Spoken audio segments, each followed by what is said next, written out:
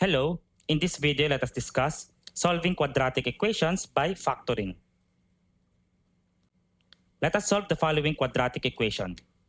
Say we have x squared plus 7x plus 10 equals 0. So, in order to solve this, we need to find the values for x that will satisfy this equation. And we have to use factoring. Because if we factor this, we will later use the zero product property. And this is in the form of x squared plus bx plus c. So, the factored form is the product of two binomials, wherein the first terms are both x. And the constant term, c, is equal to 10. Let us write here 10. And let us list down all of the factors for 10. Negative 5 times negative 2, 5 times 2, 10 times 1, negative 10 times negative 1. And among this list of pair of factors, the one that has the sum of positive 7 or plus 7 is 5 and 2. Therefore, we will write here plus 5 and then plus 2. At this point, we're done factoring. And this is where the zero product property comes in. Zero product property states that if we have a times b equals 0, it means each of the factors a and b must be equal to 0 as well. So in that case, we can treat this as a, one of the factors, times b, the other factor, is equal to 0. So let us equate each of these factors to 0 separately. First, x plus 5 equal 0. And the other one, x plus 2 equals 0. And then we have to solve for x. Let's begin with this equation. Transpose 5 to the other side and make it negative. Therefore, x, we call it x sub 1 equals negative 5. And the other equation, transpose 2 to the other side, it becomes negative. So we have x2 equals negative 2. So these are the solutions.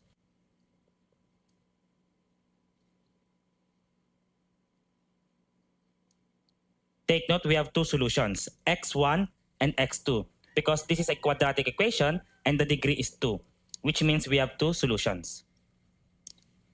Next, let us solve the following quadratic equation. Say we have x squared minus 9x plus 20 equals 0. Okay? This is in the form of x squared plus bx plus c. So, the factored form is the product of two binomials, x and x equal 0. The constant term is 20. Let us list down all of the factors for 20. 10 times 2 is 20. Negative 10 times negative 2 also is 20. What else? 5 times 4. Negative 5 times negative 4. And among this list of pair of factors, the pair that has the sum of negative 9 is negative 5, negative 4. Therefore, let's write negative 5, negative 4. And now applying the zero product property, we will equate each of these factors to 0 separately. First, x minus 5 equals 0. And the other one, x minus 4 equals 0. Solve for x. Let's begin with this equation. Transpose negative 5 to the other side. So we have x1 equals positive 5. And for the other equation, transpose negative 4, we have x2 equals positive 4. So here's our solutions.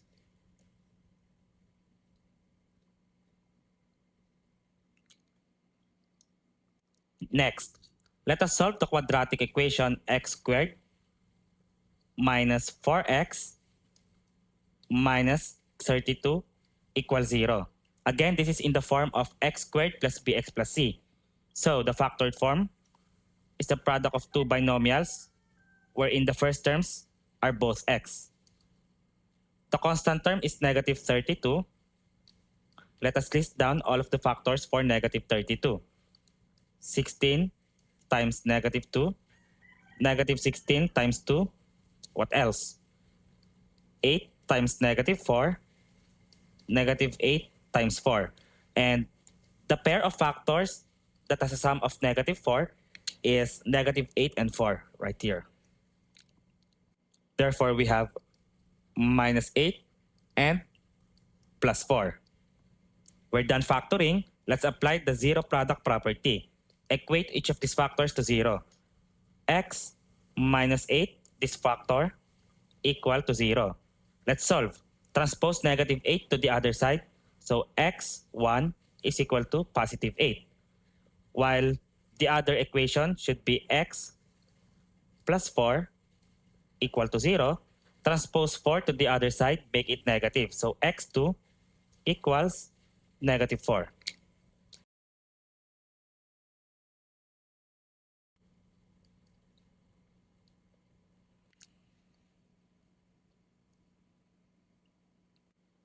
Next, let us solve the following.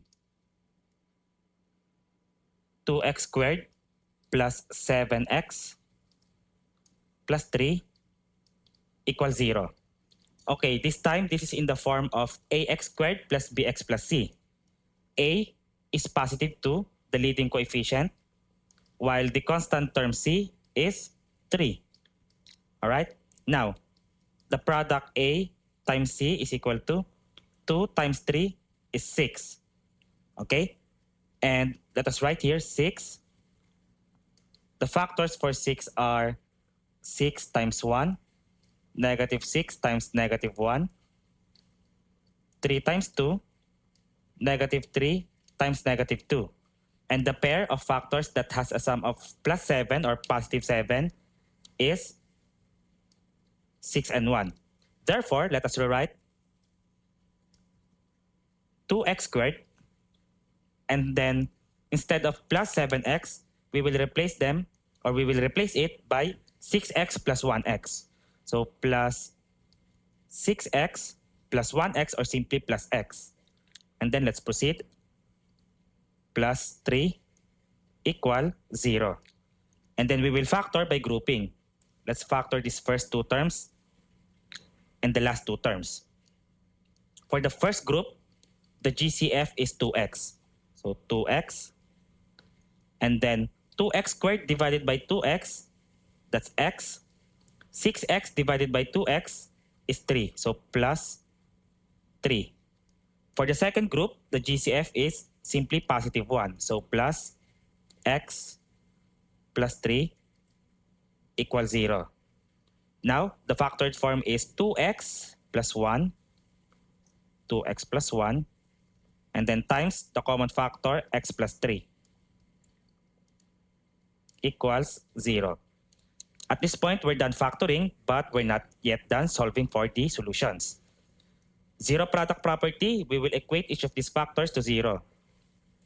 2x plus 1 equals 0. Transpose 1 to the other side, it becomes negative. So 2x equals negative 1.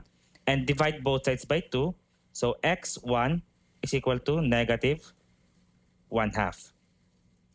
The other equation, we have x plus 3 equals 0. Transpose 3 to the other side. So x2 is equal to negative 3.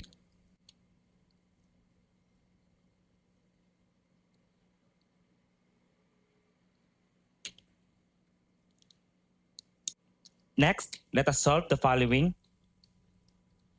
3x squared minus 11x plus 6 equals 0. This is in the form of ax squared plus bx plus c. The leading coefficient is positive 3. The constant term c is 6. Let's multiply. 8 times c is equal to 3 times 6 is 18. Okay, so let us list down all the factors for 18. 6 times 3, negative 6 times negative 3, 9 times 2, and then negative 9 times negative 2. The pair of factors that has a sum of negative 11 is negative 9 and negative 2. Therefore, let us rewrite this as 3 x squared, and then instead of negative 11x, we will use this. So minus 9x minus 2x. And then plus 6 equals 0. Now we will factor by grouping. For the first group, the GCF is 3x. All right? So let us write 3x, and then 3x squared divided by 3x, that is x, while negative 9x divided by 3x, that is negative 3. For the second group, the GCF is negative 2. Negative 2x divided by negative 2, that is positive x. 6 divided by negative 2 is negative 3, equals 0. The factored form is 3x minus 2 times the common factor x minus 3 equals 0. At this point, we're done factoring. Let us apply the zero product property. Equate this factor to 0 and then solve for x. 3x minus 2 equals 0. Transpose 2 to the other side, it becomes positive. 3x equals 2. And then divide both sides by 3. So x1 is equal to 2 over 3. Now the other factor, x minus 3 equals 0. Transpose negative 3 to the other side, therefore x2 is equal to positive 3. And here's our solutions.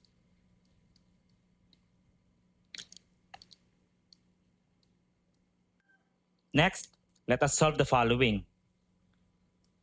4x squared plus 12x plus 5 equals 0. The leading coefficient A is 4, while the constant term C is 5. Therefore, the product A times C is 4 times 5. That's 20. So let us list down all the factors for 20. We have 10 times 2, that's 20. Negative 10 times negative 2. What else? 5 times 4. Negative 5 times negative 4. And the pair that has a sum of positive 12 is 10 and 2. Therefore, let us rewrite our quadratic. 4x squared, and then instead of plus 12x, we will use this. Therefore, we have plus 10x and then plus 2x. And then let's proceed. Plus 5 equals 0. We will now factor by grouping. So let's group these first two terms and the last two terms. For the first group, the GCF is 2x. 4x squared divided by 2x is 2x. 10x divided by 2x is positive 5. While for the second group, the GCF is simply positive 1. So 2x plus 5 equals 0. 2x plus 5 is common. Therefore, the factored form is 2x plus 1 and then times 2x plus 5 equals 0. And it's time to apply the zero product property. Let's equate this first factor to 0 and solve for x. 2x plus 1 equals 0. Transpose positive 1 to the other side. 2x equals negative 1. Divide both sides by 2. So x sub 1 is equal to negative 1/2. For the next factor, 2x plus 5 equals 0. Transpose 5 to the other side. 2x is equal to negative 5. Divide both sides by 2. So x sub 2 is equal to negative 5 over 2. So here's our solutions.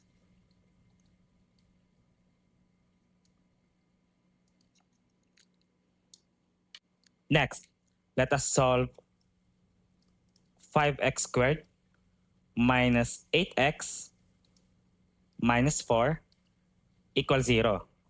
This time, let us apply the other method for factoring ax squared plus bx plus c. So, A, the leading coefficient is 5. The constant term is negative 4.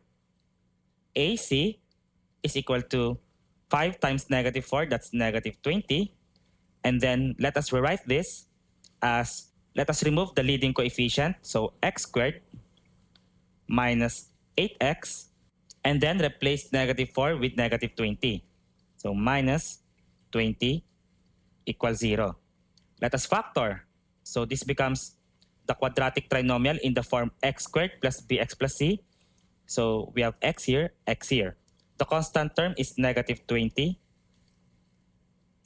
The factors are 10 times negative 2, negative 10 times 2, 5 times negative 4, negative 5 times 4.